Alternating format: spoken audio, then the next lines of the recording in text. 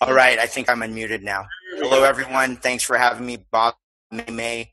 Yeah, very excited about this fight.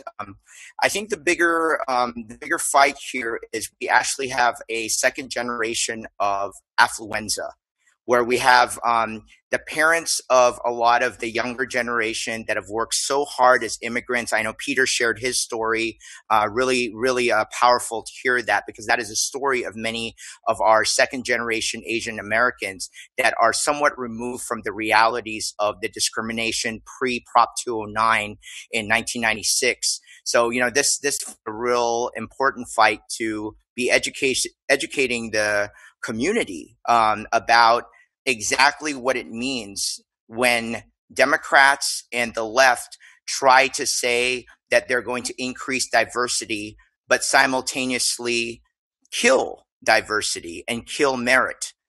So that is a bigger discussion, and we're very excited to, with a lot of my personal efforts, as well as with CFER, Californians for Equal Rights, we are going out there and, we held some car rallies about that.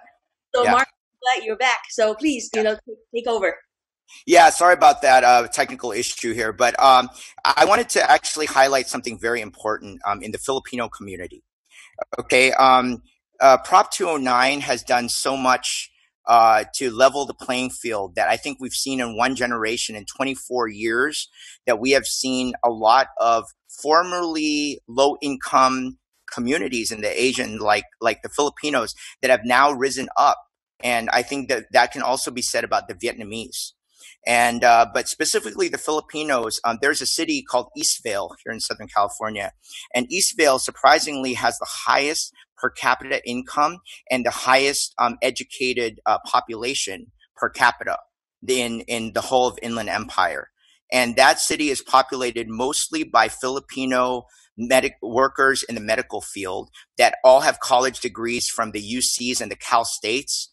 And it is so damaging because I think a lot of them have taken this for granted now, because that's been the normal for 24 years.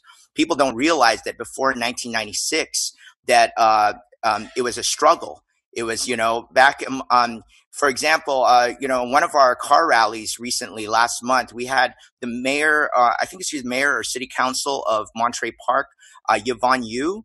Yvonne Yu had talked about the time when she had grown up pre-1996, pre-Prop 209, where she would have conversations in high school with her peers about, oh, I'm so scared that there's not enough spots for Asians in, to get into the UCs and Cal States. So it's a real travesty that this is happening.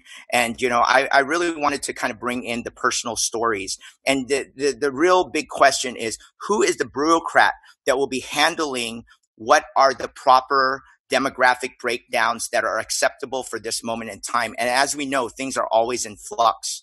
And, I know Bob and Mei Mei have done a great piece on Prop 16, highlighting exactly how Hispanics and Blacks have actually increased their enrollment during the Prop 209 era, which may be coming to an end soon. So I really encourage everyone to, go out there, not only vote for people like Senator Ling Chang and lots of other,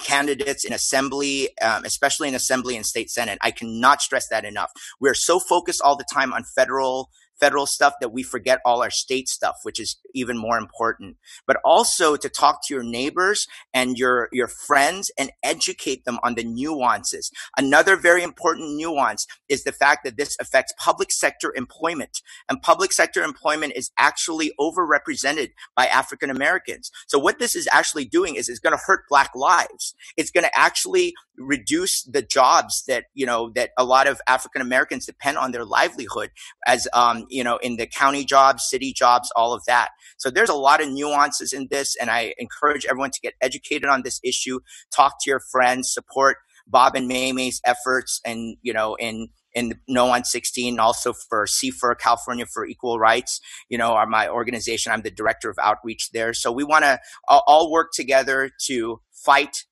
for the good and fight No on 16. Thank you so much, Bob and Mei Mei. I appreciate you guys so much.